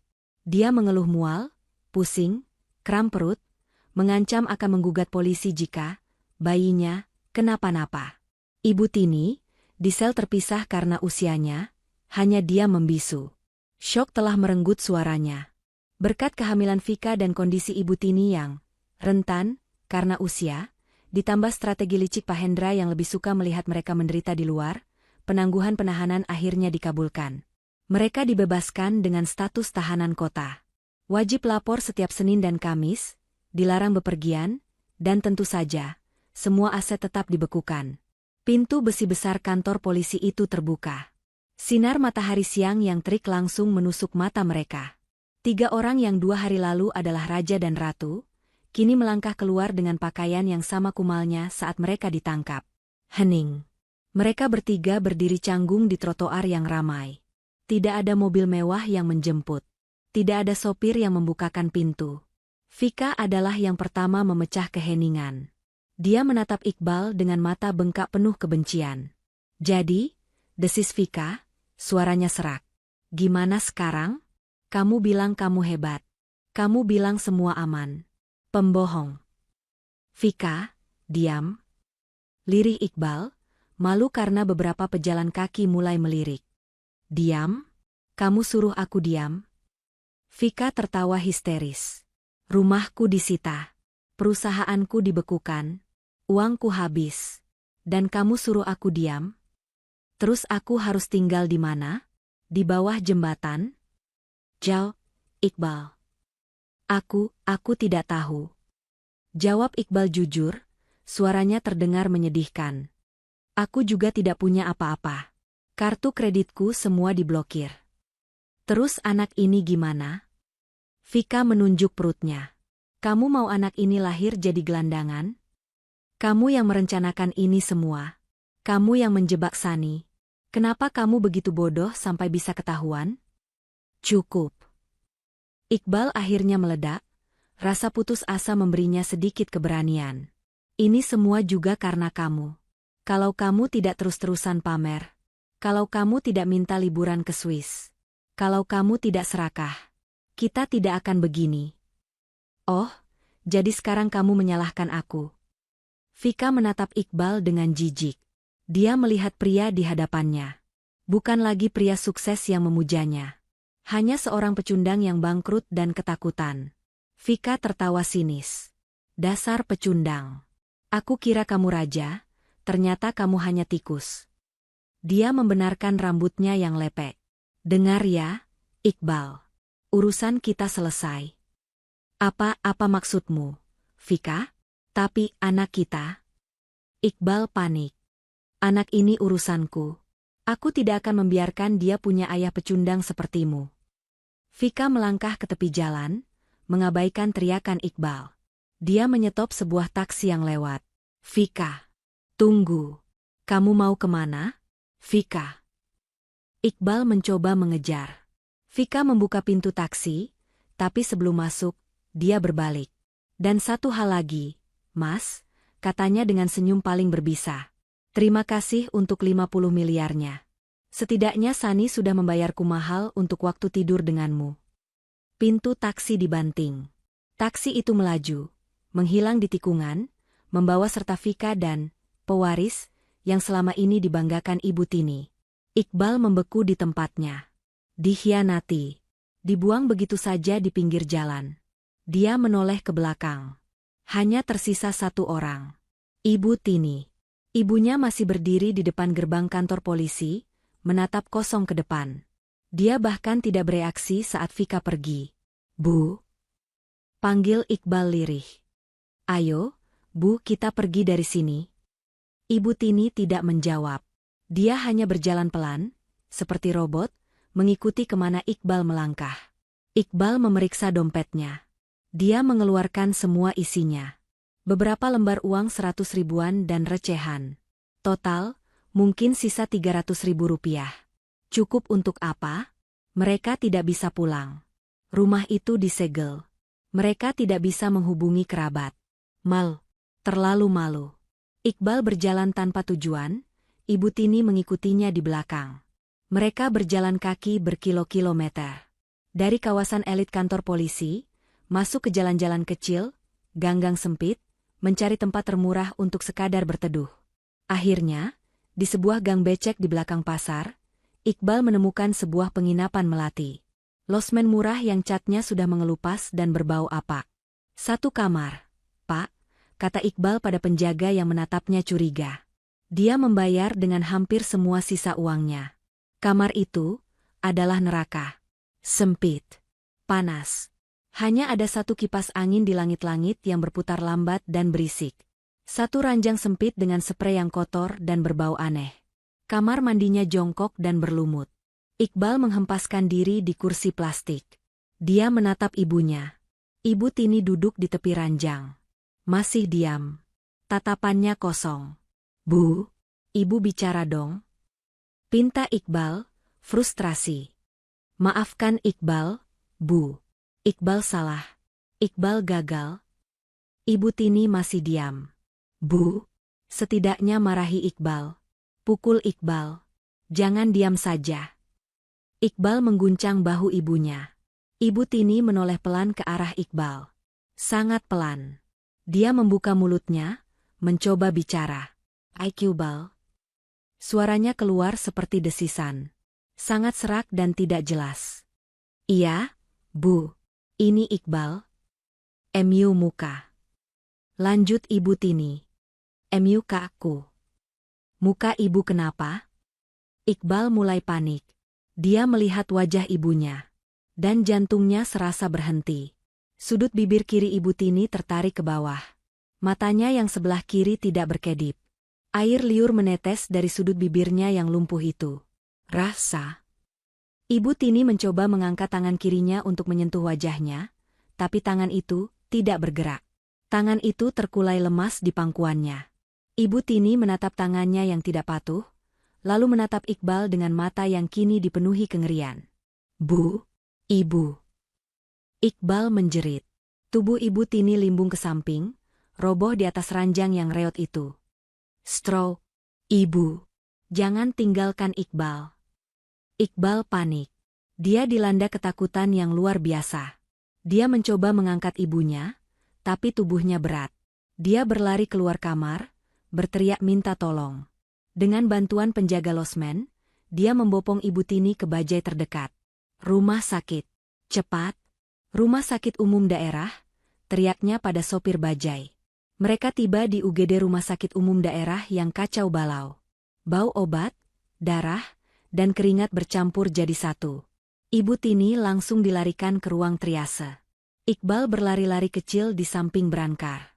Seorang dokter muda mencegatnya setelah pemeriksaan singkat. "Keluarga Ibu Tini?" "Saya anaknya, Dok. Ibu saya kenapa?" "Serangan stroke berat, Pak. Pendarahan di otak. Tekanan darahnya sangat tinggi. Ini harus segera ditangani dan masuk ruang ICU secepatnya untuk observasi ketat." "Lakukan, Dok. Lakukan apa saja. Selamatkan ibu saya." "Baik. Tapi Bapak selesaikan dulu administrasinya di loket depan, ya? Untuk deposit ICU." Iqbal berlari ke loket administrasi. "Atas nama Ibu Tini Wulandari, Pak. Deposit ICU, 10 juta rupiah," kata petugas itu tanpa menatapnya. 10 juta?" Iqbal menelan ludah. Bisa pakai kartu kredit dulu, Mbak." "Bisa, Pak." Iqbal mengeluarkan kartu kredit platinumnya. Kartu yang dulu bisa membeli apapun. Dia menyerahkannya dengan tangan gemetar. Petugas itu menggeseknya. "PP, PP, PP." Petugas itu menggeseknya lagi. Dia menatap Iqbal dengan curiga. "Maaf, Pak. Ditolak." "Declined." "Ditolak? Coba yang ini." Iqbal memberikan kartu black card-nya. Simbol kesuksesannya. "Gesek." "Sama, Pak. Ditolak juga. Kartu Bapak diblokir." Iqbal membeku.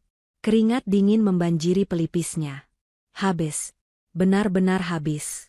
Dia tidak punya sepeser pun. Ibunya terbaring di UGD, di ambang kematian, dan dia tidak bisa membayar deposit 10 juta. "Pak," tegur petugas itu. "Jadi bagaimana? Mau bayar tunai?" Iqbal merogoh sakunya. Hanya sisa 50.000 rupiah. Saya. Iqbal bingung. Dia harus bagaimana?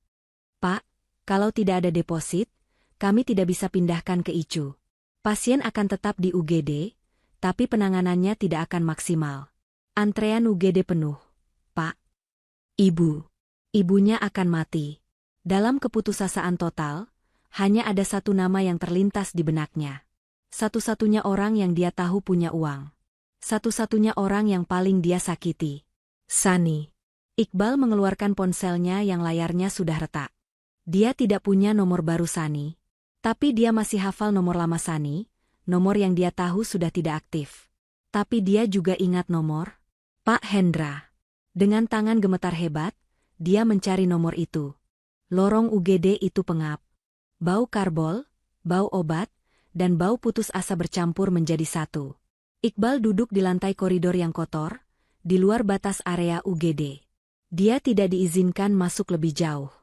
Dia hanya bisa mendengar erangan pasien lain, suara perawat yang sibuk, dan roda berangkar yang berdecit. Setiap suara itu terasa seperti palu yang menghantam kepalanya. Ibunya terbaring di dalam sana, di berangkar nomor 7, di lorong, karena dia tidak punya 10 juta rupiah. "Pak, mau jadi bayar tidak? Kalau tidak, kami harus berikan prioritas ICU untuk pasien lain." Suara petugas administrasi dari loketnya terdengar menusuk. Iqbal menatap ponsel di tangannya. Nama, Pak Hendra, bersinar di layarnya. Ini adalah sisa-sisa harga dirinya yang terakhir. Menelepon pria yang telah menghancurkannya, untuk meminta belas kasihan. Menelepon pengacara wanita yang telah dia injak-injak harga dirinya. Dia lebih hina dari pengemis. Tapi bayangan wajah ibunya yang lumpuh sebelah, matanya yang penuh kengerian. Iqbal tidak punya pilihan. Ibunya akan mati jika dia membiarkan egonya menang. Dengan tangan gemetar hebat, jarinya yang kotor menekan tombol panggil. 1 dering. 2 dering. Terdengar suara klik. Ya, halo? Suara Pak Hendra terdengar dingin, profesional, dan sangat jauh. Jantung Iqbal serasa diremas. Dia membuka mulut, tapi tidak ada suara yang keluar. Halo? Siapa ini? Suara Pak Hendra mulai terdengar tidak sabar. Tepa. Iqbal akhirnya berhasil bersuara. Suaranya serak, pecah, nyaris tak dikenali. Pak Hendra ini saya, Iqbal. Hening. Hening yang panjang dan mematikan di seberang sana. Iqbal bisa mendengar napas Pak Hendra yang tertahan. Ada apa? Tanya Pak Hendra. Nadanya datar, seolah bicara pada penjahat. Dan memang, itulah Iqbal sekarang. Pak, saya mohon. Pak. Iqbal tidak bisa menahannya lagi. Dia menangis. Tangisan seorang pria dewasa yang hancur lebur, di lantai rumah sakit umum yang kotor. Orang-orang yang lewat meliriknya dengan jijik. Tolong saya, Pak. Saya bersujud di kaki Bapak. Tolong. Langsung ke intinya, Iqbal. Anda melanggar syarat tahanan kota? Bukan. Bukan itu, Pak, pekik Iqbal, putus asa. Ibu saya. Ibu Tini, dia kena stroke, Pak. Di UGD RSUD. Stroke berat. Kritis. Iqbal menelan ludah, air matanya bercampur dengan keringat. Mereka minta deposit untuk Icu, Pak. 10 juta? Saya tidak punya uang sepeser pun. Kartu saya diblokir. Vika pergi. Saya tidak punya siapa-siapa lagi. Lagi-lagi hening.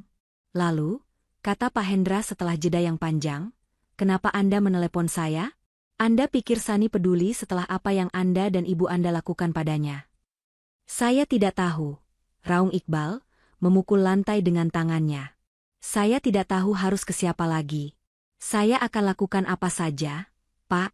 Saya akan cium kaki Sani. Saya akan jadi budaknya seumur hidup. Saya akan serahkan sisa hidup saya. Tapi tolong, jangan biarkan ibu saya mati di lorong ini, Pak. Saya mohon. Dia ibu saya. Klik. Telepon ditutup. Halo? Pak? Pak Hendra? Halo? Sambungan terputus. Habis. Semuanya habis. Pak Hendra menutup teleponnya. Tentu saja. Kenapa Sani harus peduli? Ini karma. Ini adalah balasan yang setimpal. Ibunya akan mati di sini, sama seperti ibunya telah membunuh hati Sani. Iqbal merosot, bersandar di dinding. Dia tertawa, tawa yang terdengar seperti tangisan orang gila. Di apartemen mewahnya, Sani baru saja selesai mandi air hangat. Dia mengenakan jubah tidur sutra yang nyaman. Dia mencoba menenangkan pikirannya. Kemenangan yang dia raih terasa hampa. Dia masih merasa kotor. Ponsel barunya berdering. Nama, Om Hendra, muncul. Iya, Om? Ada apa malam-malam begini? Apa ada perkembangan kasus? Sani, suara Pak Hendra terdengar berat. Om baru dapat telepon. Dari Iqbal. Tangan Sani yang memegang cangkir teh chamomile membeku. Dia ada di RSUD. Pak Hendra menceritakan semuanya. Ibu Tini stroke berat. Kritis. Butuh Icu. Tidak ada uang. Tidak ada Vika. Iqbal menangis seperti anak kecil, memohon di telepon. Sani diam. Dia memejamkan matanya. Gambaran Ibu Tini yang angkuh, menarik kursinya, melintas di benaknya. Bagus, bisik suara gelap di dalam hatinya. Biar dia rasakan. Biar dia tahu rasanya tidak punya apa-apa. Biar dia mati dalam kehinaan. Sani, kamu masih di sana? Tanya Pak Hendra. Om sudah tutup teleponnya. Kita tidak punya kewajiban apa-apa. Ini balasan yang setimpal untuk mereka. Iya. Bisik Sani. Setimpal. Tapi Sani membuka matanya. Dia menatap pantulan dirinya di jendela kaca yang gelap. Wajah yang lelah. Dia sudah menghancurkan mereka. Dia sudah menang. Tapi jika dia membiarkan seorang wanita tua mati di lorong rumah sakit, sementara dia duduk di apartemen mewah, apa bedanya dia dengan mereka? Apa bedanya dia dengan Ibu Tini yang menarik kursinya dengan kejam? Dia teringat celemek yang dilemparkan Iqbal ke kakinya. Dia tidak akan pernah lupa penghinaan itu. Tapi, dia menarik napas panjang. Amarahnya sudah habis. Yang tersisa hanya rasa lelah yang tak terperi. Om, kata Sani, suaranya kini tegas. Kirimkan alamat rumah sakitnya. Dan tolong, siapkan uang tunai 10 juta dari rekening saya. Saya akan ke sana sekarang. Sani? Pak Hendra kaget. Kamu yakin? Nak? Kamu tidak perlu melihat mereka lagi. Saya yakin, Om. Saya harus. Bukan untuk mereka. Tapi untuk saya. Saya tidak mau menjadi monster seperti mereka. 30 menit kemudian. Iqbal masih duduk di lantai, menatap kosong ke depan. Dia sudah pasrah. Ibunya akan, permisi, Tuan Iqbal. Iqbal mengangkat kepalanya. Dia melihat sepasang sepatu bot kulit mahal. Dia mendongak. Pak Hendra. Iqbal langsung merangkak, mencoba memegang kaki Pak Hendra. Pak, Bapak datang. Terima kasih, Pak. Terima kasih. Pak Hendra melangkah mundur, menghindarinya. Bukan saya yang harus kamu berterima kasih. Pak Hendra menyingkir. Di belakangnya, berdiri Sani. Iqbal terpaku. Sani. Dia ada di sana. Berdiri tegak, mengenakan mantel wol yang rapi, rambutnya tergerai sempurna. Wajahnya tenang, tapi matanya menatap Iqbal seolah Iqbal adalah kotoran di lantai. Dia tampak seperti bidadari pencabut nyawa. Cantik, tapi dingin dan tak terjangkau. Sani. Bisik Iqbal. Air matanya kembali mengalir. Sani, kamu datang. Maafkan aku, Sani. Maafkan aku. Dia mencoba merangkak ke arah Sani, ingin bersujud di kakinya. Jangan sentuh dia, desis Pak Hendra. Sani berjalan melewatinya, seolah Iqbal tidak ada. Dia berjalan lurus ke loket administrasi. Pak Hendra menyerahkan sebuah amplop tebal berisi uang tunai. Atas nama Ibu Tini Wulandari. Kamar Icu. Segera, kata Pak Hendra tegas. Petugas itu, melihat tumpukan uang merah, langsung sigap. Baik, Pak. Segera kami proses. Suster. Pindahkan pasien Ibu Tini ke Icu. Sekarang. Sani tidak menunggu. Dia berjalan masuk ke lorong UGD. Iqbal bangkit, tertatih-tatih mengikutinya dari belakang, tidak berani mendekat. Sani menemukan brankar nomor 7. Dan di sanalah dia. Wanita yang tadi pagi di kantor polisi masih terlihat garang, kini terbaring tak berdaya. Selimut kusam menutupi tubuhnya. Sebelah wajahnya lumpuh total, tertarik ke bawah. Mulutnya sedikit terbuka, air liur menetes. Matanya yang sebelah, sehat, terbuka, menatap langit-langit dengan tatapan penuh kengerian dan kebingungan. Dia masih sadar. Ibu Tini mendengar langkah kaki. Matanya yang sehat bergerak. Dia melihat Sani. Mata itu langsung membelalak. Teror. Rasa malu yang luar biasa. Ketakutan murni. Wanita yang dia hina, mandul, wanita yang dia tarik kursinya, kini berdiri di hadapannya. Dan wanita ini, baru saja membayar untuk menyelamatkan nyawanya. Ibu Tini mencoba bicara. Yang keluar hanya erangan panik. Aag. Ug. Dia mencoba menggerakkan tangannya untuk menutupi wajahnya yang lumpuh, tapi tangan kirinya tidak bergerak. Mati rasa. Sani hanya berdiri diam, menatapnya. Dingin. Iqbal berdiri gemetar di belakang Sani. Sani, tolong maafkan ibu. Sani mengangkat tangannya, mengisyaratkan Iqbal untuk diam. Dia menatap mata Ibu Tini. Kenapa, Bu? Tanya Sani pelan. Ibu Tini terkesiap. Air mata langsung menggenang di matanya yang sehat, lalu mengalir deras ke samping, membasahi bantal yang kotor. Dia mengerang, mencoba menjawab. Dengan sisa kekuatannya, dia menggerakkan tangan kanannya. Tangan yang masih berfungsi. Tangan itu gemetar hebat, mencari-cari. Dia berhasil. Dia mencengkeram ujung mantel Sani. Cengkeramannya lemah, putus asa. Maaf. Bisiknya. Suaranya seperti parutan kelapa, nyaris tak terdengar. Maaf untuk apa? Tanya Sani, masih datar. Maaf sudah menghina saya? Ibu Tini menggeleng lemah. Air matanya semakin deras. Dia mencengkeram lebih erat. Eri. Sani mengerutkan keningnya. Apa? Ibu Tini mengumpulkan sisa tenaganya. Ibu Eri. Bisiknya lagi, lebih jelas. KMU. Sani membeku. Iri? KMU yang spesial? Lanjut Ibu Tini, setiap kata adalah perjuangan yang menyakitkan. KMU terhormat. Itu dia. Kata-kata itu. Kata-kata yang Ibu Tini gunakan untuk menghinanya. KMU bisa semua. Ibu tidak. Kamu bisa semua. Ibu tidak. Pengakuan itu menghantam Sani lebih keras daripada hinaan manapun. Jadi selama ini semua kebencian itu, semua hinaan, mandul, semua perlakuan kejam bukan karena Ibu Tini membencinya.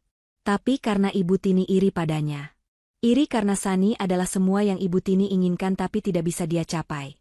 Mandiri, sukses, baik hati, dan dihormati. Sani menarik napas panjang. Seluruh amarah yang dia simpan berbulan-bulan, seluruh dendam yang dia rawat lenyap begitu saja. Menguap. Yang dia lihat sekarang bukanlah monster. Hanya seorang wanita tua yang rapuh, yang kalah oleh rasa irinya sendiri. Sani, yang tadinya berdiri kaku, kini menggerakkan tangannya. Dia tidak melepaskan cengkeraman Ibu Tini. Sebaliknya, dia menutupi tangan tua yang gemetar itu dengan tangannya sendiri. Tangan yang hangat. Ibu Tini terkesiap, menatapnya tidak percaya. Sani maafkan, Ibu. Lirih Ibu Tini, kini menangis seperti anak kecil. Air mata Sani sendiri akhirnya jatuh. Bukan air mata kemarahan, tapi air mata kelegaan. Saya maafkan, Ibu, bisik Sani. Di belakang mereka, Iqbal ambruk. Dia jatuh berlutut di lantai lorong rumah sakit, melihat pemandangan itu. Melihat istrinya yang terbuang, mengampuni ibunya yang telah menghancurkan mereka. Dia menundukkan kepalanya ke lantai yang kotor dan menangis meraung-raung, penyesalannya bergema di lorong yang sibuk itu. 6 bulan berlalu sejak malam di lorong rumah sakit itu. 6 bulan yang Sani gunakan untuk menata ulang puing-puing hidupnya, bukan dengan amarah, tapi dengan ketenangan yang baru dia temukan. Hari ini, Sani duduk di ruang konferensi yang sama di kantor Pak Hendra. Tapi kali ini, udaranya terasa ringan. Di atas meja di hadapannya, tergeletak setumpuk dokumen. Yang paling atas adalah akta cerai. Sudah selesai, Sani? Suara Pak Hendra memecah keheningan. Semuanya sudah ditandatangani. Kamu resmi bebas. Perceraianmu dikabulkan dengan alasan pengkhianatan dan tindak pidana. Sani menatap dokumen itu. Bebas. Kata itu terasa aneh di lidahnya. Bagaimana dengan mereka? Tanya Sani pelan, bukan karena peduli, tapi karena dia perlu menutup bab ini selamanya. Pak Hendra bersandar di kursinya. Berita yang menarik, katanya. Iqbal. Dia kooperatif sepenuhnya setelah malam itu. Dia mengaku bersalah atas semua tuduhan, pemalsuan, penggelapan, semuanya. Karena kamu mencabut tuntutan pidana terberat dan hanya fokus pada pengembalian aset, hakim memberinya keringanan.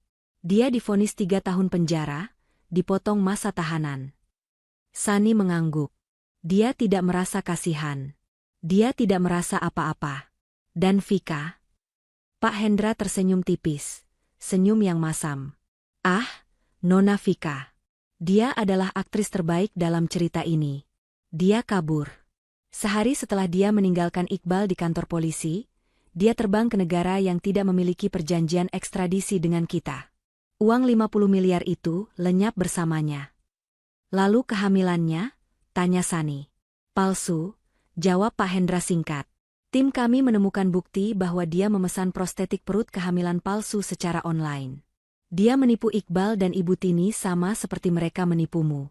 Dia menggunakan mereka untuk mendapatkan uangmu. Pada akhirnya, ular memakan ular. Sani tertegun sejenak. Jadi, pewaris yang dibanggakan Ibu Tini, yang menjadi alasan Iqbal mengusirnya tidak pernah ada. Hanya ilusi keserakahan. Dan, Ibu Tini, tanya Sani, ini adalah pertanyaan terberatnya. Stroke itu, jelas Pak Hendra, menyebabkan kerusakan permanen. Sisi kirinya lumpuh total. Dia kehilangan kemampuan bicaranya secara normal. Dia stabil, tapi dia tidak akan pernah sama lagi. Pak Hendra menatap Sani dengan tatapan lembut. Fasilitas perawatan paliatif yang kamu bayar merawatnya dengan baik. Kamu tidak perlu menjenguknya lagi jika tidak mau, Sani. Kamu tidak berutang apa-apa padanya. Sani terdiam lama. Dia merapikan dokumen di depannya. Saya harus pergi menemuinya. Om, sekali lagi. Yang terakhir. 1 jam kemudian, Sani tiba di sebuah panti perawatan yang bersih dan tenang, jauh dari hiruk-pikuk kota. Tempat ini dibiayai penuh oleh Sani, memastikan Ibu Tini dirawat dengan manusiawi di sisa hidupnya. Sani masuk ke kamar 203. Bau minyak kayu putih yang lembut menyambutnya. Di sana, di dekat jendela yang menghadap taman, duduk seorang wanita di kursi roda. Bukan lagi Ibu Tini yang angkuh dengan sanggul tingginya, tapi seorang wanita tua yang rapuh, rambutnya memutih dan tipis, mengenakan baju pasien. Selimut menutupi tubuhnya yang kini kurus. Dia menoleh perlahan saat mendengar langkah Sani. Mata kanannya yang masih berfungsi melebar. Ketakutan, mal, dan penyesalan. Seorang perawat baru saja selesai menyuapinya bubur. Sudah selesai ya, Bu, kata perawat itu lembut, tidak menyadari ketegangan di ruangan itu. Sani menghampiri. Dia berdiri di depan Ibu Tini. Ibu Tini mulai gemetar. Tangan kanannya yang masih berfungsi mencengkeram erat pegangan kursi roda. Dia mencoba bicara. Sa. Hanya itu yang keluar. Suaranya parau dan tidak jelas. Air mata mulai menggenang di matanya. Sani berjongkok di depan kursi roda itu, menyejajarkan matanya dengan mata Ibu Tini. Dia tidak lagi melihat monster yang menarik kursinya. Dia hanya melihat seorang wanita tua yang hancur, yang hidupnya dihabiskan dalam penjara rasa irinya sendiri. Ibu, kata Sani lembut, tapi tegas. Saya sudah menceraikan Iqbal. Saya sudah mengambil kembali semua milik saya. Saya di sini hanya untuk bilang. Ibu Tini menutup matanya, siap menerima makian atau kutukan. Saya harap Ibu tenang di sini, lanjut Sani. Saya akan pastikan Ibu dirawat dengan baik. Tapi saya tidak akan datang lagi. Saya sudah memaafkan Ibu. Bukan untuk Ibu, tapi untuk saya sendiri. Selamat tinggal, Bu Tini. Sani berdiri. Dia menyentuh bahu perawat itu. Tolong rawat dia dengan baik, katanya, lalu berbalik. Tunggu. Sani berhenti, tapi tidak menoleh. Terdengar suara isak tangis yang tertahan dari kursi roda itu. Isak tangis yang pilu, penuh penyesalan, dari seseorang yang tahu dia telah kehilangan segalanya karena kesombongannya sendiri. Sani berjalan keluar, dan saat pintu itu tertutup, dia tidak pernah menengok ke belakang lagi. 2 tahun berlalu. Gerbang penjara terbuka. Iqbal melangkah keluar, kurus, kuyu, dan tatapannya kosong. Dia hanya membawa 1 tas kresek berisi pakaian lamanya. Tidak ada yang menjemput. Dia kini seorang mantan narapidana, tanpa uang, tanpa keluarga. Dia mulai bekerja serabutan. Dia menjadi kuli panggul di pasar, mengangkat karung-karung beras yang berat. Pekerjaan yang jujur, tapi mematahkan punggungnya. Suatu sore, saat sedang beristirahat di trotoar yang kotor, matanya tertuju pada sebuah majalah bisnis di lapak koran di seberangnya. Di sampul majalah itu, Sani tersenyum. Judulnya, Sani Adiwijaya, membangun kembali mahkota bisnis keluarga. Dia sukses. Dia cantik. Dia bersinar. Iqbal menatap sampul majalah itu lama sekali. Lalu dia menatap tangannya yang kapalan dan kotor. Dia menundukkan kepalanya, dan untuk pertama kalinya, dia menangis bukan karena putus asa, tapi karena penyesalan yang murni. Dia tidak akan pernah bisa kembali. Dia telah menukar berlian dengan debu. Inilah hukuman sejatinya. Seumur hidup. Malam itu, di sebuah rumah baru yang lebih kecil namun hangat dan penuh tawa, Sani sedang mengadakan makan malam. Tamunya hanya Pak Hendra dan istrinya. "Masakanmu tidak pernah gagal, Sani," puji Pak Hendra sambil menambah nasi. Sani tertawa. Tawa yang lepas dan tulus. "Hanya gulai kepala ikan, Om. Tapi kali ini, saya memasaknya karena saya mau, bukan karena harus." Sani duduk di kursinya, di meja makan kayunya yang sederhana. Dia memandang sekeliling. Tidak ada porselen mahal atau gelas kristal. Hanya kehangatan. Dia ingat malam itu. Malam di mana kursinya ditarik. Malam di mana dia merasa begitu hina. Sani tersenyum tipis. Dia akhirnya mengerti. Kehormatan itu tidak pernah ada di kursi. Kehormatan itu tidak pernah datang dari pujian Ibu Tini atau cinta Iqbal. Dia tidak lagi mencari kursi kehormatan. Karena Sani sadar, dialah kehormatan itu. Dia telah melalui neraka, tapi dia memilih untuk tidak terbakar di dalamnya. Dia memilih damai. Dia memilih untuk memaafkan. Dia bebas. Dan hatinya utuh. Pesan moral. Kehormatan sejati tidak terletak pada kursi, jabatan, atau pujian orang lain, melainkan pada hati yang mampu memaafkan dan tetap tegar setelah dilukai. Sebab, iri hati dan kesombongan hanya akan menghancurkan pemiliknya dari dalam.